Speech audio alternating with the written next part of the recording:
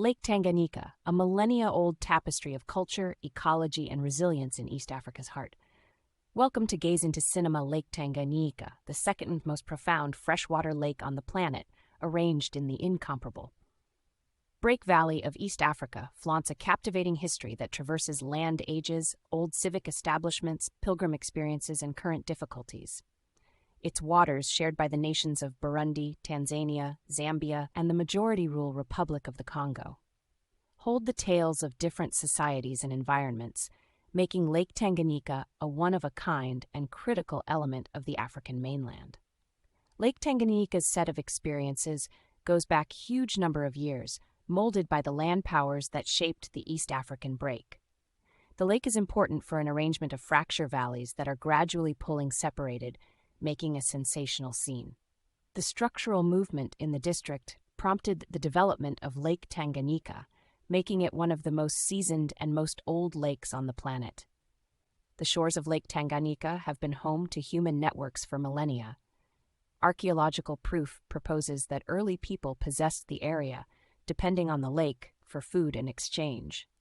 The lake's bountiful fish and prolific grounds pulled in settlements and individuals who lived along its shores, taken part in exchange with adjoining networks.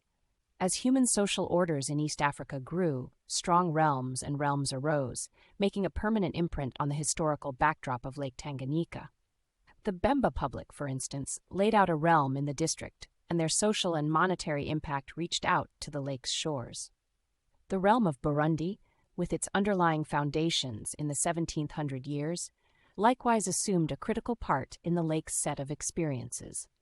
The appearance of Bedouin brokers along the East African coast denoted another section in Lake Tanganyika's set of experiences. Merchants laid out joins between the inside and the coast, working with the trading of merchandise and thoughts.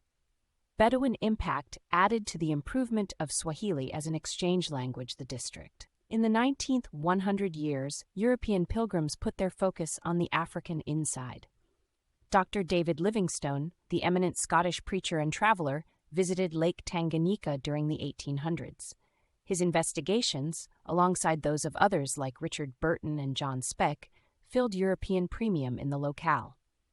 The late 19th century saw the scramble for Africa, as European powers looked to lay out provinces on the landmass. Lake Tanganyika turned into a point of convergence for European investigation and pilgrim desires. The region encompassing the lake went under the impact of different frontier powers, including Germany and Belgium. The Berlin Meeting of 1884 to 1885, which expected to direct European colonization and exchange Africa, prompted the establishment of German East Africa, which included pieces of the domain around Lake Tanganyika. The district saw the development of foundation-like rail routes and streets, changing the scene and working with the extraction of normal assets. The outcome of the Second Great War saw changes in pilgrim control in East Africa. The class of countries allowed orders over previous German colonies to different associated powers. Tanganyika, under English command, turned into a region of the English realm. During the Second Great War, Lake Tanganyika assumed an essential part. The mid-20th century saw a surge of decolonization across Africa, and Tanganyika acquired freedom in 1961. Julius Nyerere, a critical figure in the battle for freedom, turned into the main leader of Tanganyika and later assumed a significant part in the development of the Unified Republic of Tanzania in 1964, following the association with Zanzibar. Post-freedom, Lake Tanganyika and its encompassing regions confronted difficulties connected with financial turn of events, social coordination, and ecological maintainability. The lake kept on being an essential asset for the developing populaces in the locale, supporting fisheries and farming. Natural marvels and biodiversity. Lake Tanganyika stands apart for its verifiable importance, as well as for its noteworthy biodiversity. The lake is home to a different exhibit of fish species, with gauges proposing the presence of many exceptional cichlid species. The last part of the 20th 100 years and the start of the 21st century brought the two potential open doors and difficulties for the Lake Tanganyika area. Expanded human populace, deforestation, contamination, and overfishing presented dangers to the lake's delicate biological system. As urbanization and industrialization advanced, the harmony between human turn of events and natural protection turned into a major problem. Perceiving the significance of protecting Lake Tanganyika's interesting biodiversity and tending to ecological difficulties, preservation drives have been carried out.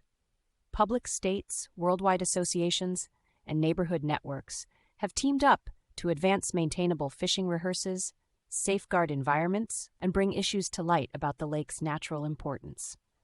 Associations like the Lake Tanganyika Authority, LTA, have been laid out to work with participation among the riparian nations and advance the economical administration of the lake's assets. These endeavors expect to find some kind of harmony between human requirements and the preservation of Lake Tanganyika's natural miracles. Lake Tanganyika's set of experiences isn't just implanted in its scenes, yet additionally in the social legacy of the networks that have called its shores home for a really long time. Guests to the locale can investigate notable destinations, for example, pioneer period engineering, antiquated general stores, and archaeological destinations that uncover the tales of past times. The travel industry has turned into a significant industry, attracting guests who try to encounter the regular excellence and social variety of the Lake Tanganyika locale. Exercises, for example, boat travels, untamed life safaris, and social visits offer a brief look into the dynamic customs and scenes that characterize this piece of East Africa. The historical backdrop of Lake Tanganyika is an embroidery woven with topographical marvels, old civic establishments, pioneer experiences, and current difficulties. The lake's waters have formed the predeterminations of individuals living along its shores, impacting societies, economies, and biological systems. As Lake Tanganyika explores the intricacies of the 21st years, the ongoing endeavors to offset advancement with protection highlight the significance of safeguarding this regular and social fortune for people in the future. Thanks you for watching.